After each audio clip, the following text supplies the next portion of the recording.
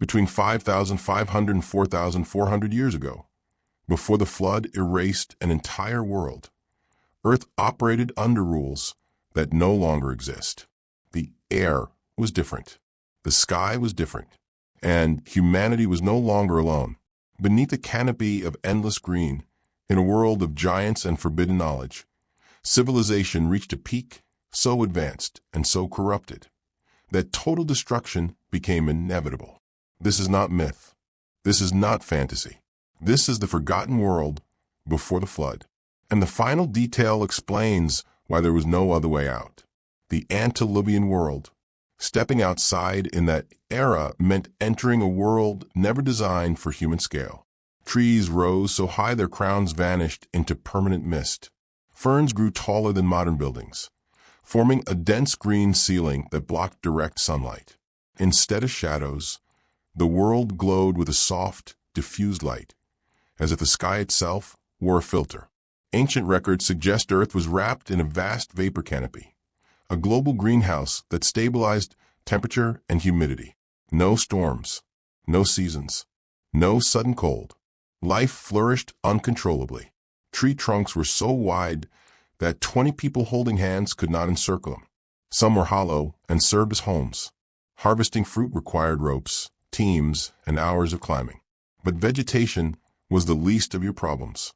The real danger announced itself when the ground began to tremble. Giants of the earth, herds of colossal creatures, moved through the forests. The Book of Job describes one of them, Behemoth, whose strength was in its loins and whose tail moved like a cedar. The description matches massive saurian creatures grazing across the land. Their waste formed steaming mounds across the plains.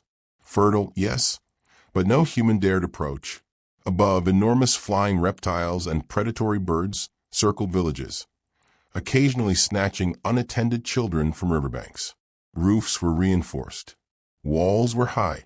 No one walked alone at dusk. God had commanded humanity to rule over the animals. But how do you dominate something weighing 20 tons? Only the alert survived. The slow disappeared. Yet even these monsters were not the true nightmare.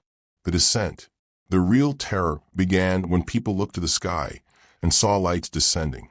Not meteors, not lightning, controlled movement, intentional descent. They came openly.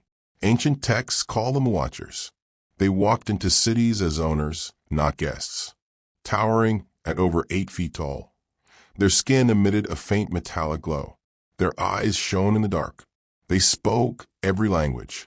They knew names, family secrets, things no stranger should know.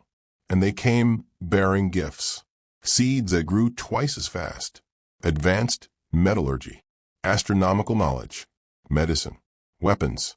The Book of Enoch names them and records what each taught. Azazel taught warfare, swords, shields, armor. Shemaiah taught enchantments and altered states of consciousness. Barakel taught astrology, shifting worship from the Creator to the stars. Human progress exploded overnight, but the price was never gold. The transgression. Genesis 6 states it plainly. The sons of God saw that the daughters of men were beautiful, and they took them for themselves. This was not consent. It was possession. Families watched helplessly as their daughters were chosen. When pregnancies followed, midwives knew immediately. This was not human. The children were born nearly a meter long. They grew at terrifying speed. At 2 years old, they possessed adult strength. At 10, they stood over 3 meters tall.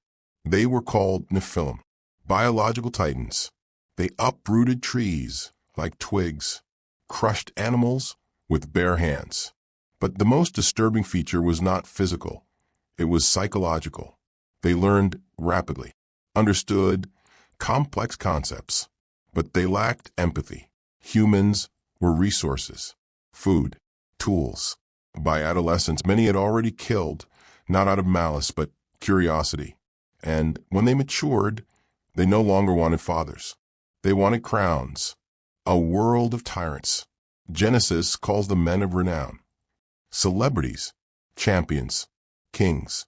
They ruled fortified cities, demanded heavy tribute, grain, livestock, gold, and people. Statues were erected in their honor. Temples were built. Sacrifices became public rituals. The problem grew quickly. How do you feed giants? First, they consumed the harvest, then the animals, then humans. Ancient traditions describe public cannibalism, blood rituals, and mass terror.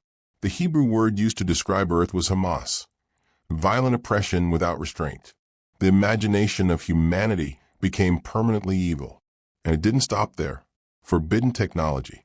The Watchers continued teaching. Suddenly, humanity leapt generations ahead overnight. Metalworking, chemical alteration, weaponized beauty, hypnotic music, urban entertainment that never stopped. It was like giving nuclear technology to a morally undeveloped species.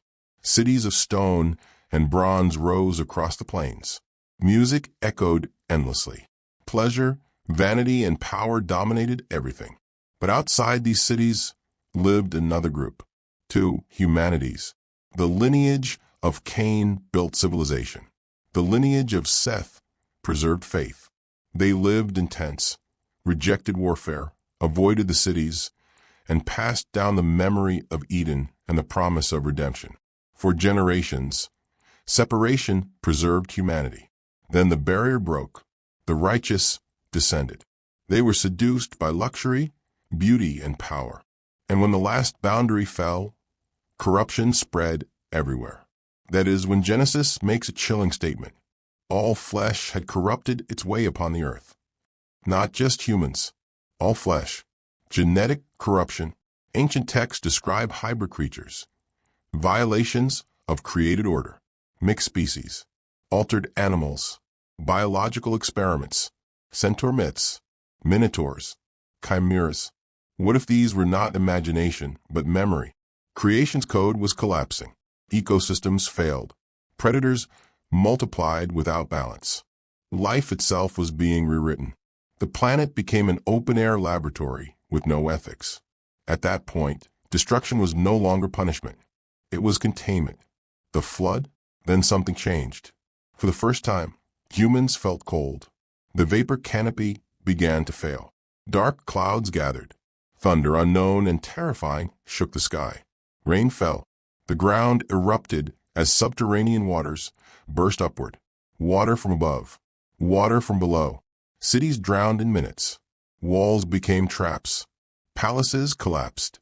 And while the greatest civilization ever known vanished beneath the flood, a wooden vessel floated. Built by man, they mocked for decades. A door closed. Silence followed. Ending, reflection. The world before the flood was erased so completely that today it sounds like myth. But myths are often memories wearing masks. The warning remains. Advanced knowledge without moral restraint always ends the same way. And now you know why the flood was not rage, but mercy.